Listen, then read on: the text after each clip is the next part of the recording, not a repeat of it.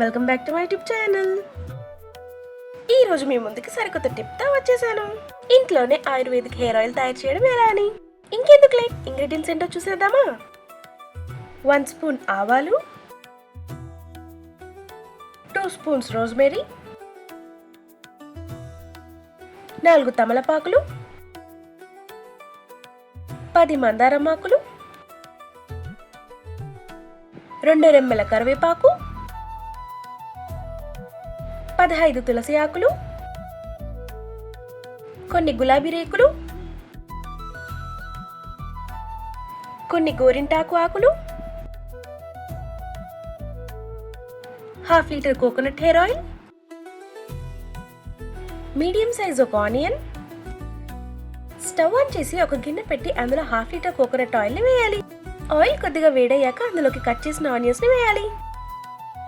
ఇప్పుడు అందులోకి రోజ్మెరీ ఇంకా ఆవాలను కూడా వేయాలి. మనం ముందుగా చూపించిన ఆకులన్నిటినీ శుభ్రంగా కడిగి వాటిని నీళ్ళు లేకుండా ఆయిల్లో వేయాలి. ఎందుకంటే ఆకుల్లో డస్ట్ ఉంటుంది కాబట్టి.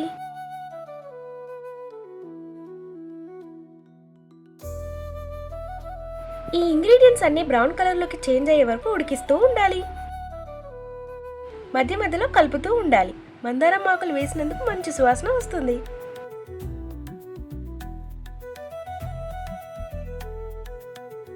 చూసారు కదా, ఈ ఇంగ్రీడియంట్స్ కలర్ చేంజ్ అయింది.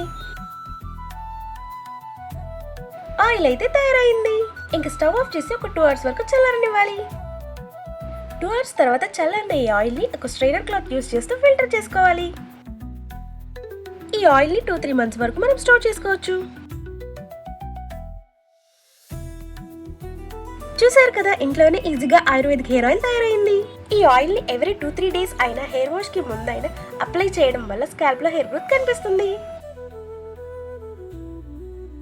ఇంగ్రీడియంట్స్ ఇంకా వాటి బెనిఫిట్స్ ని నెక్స్ట్ స్లైడ్స్ లో చూడండి.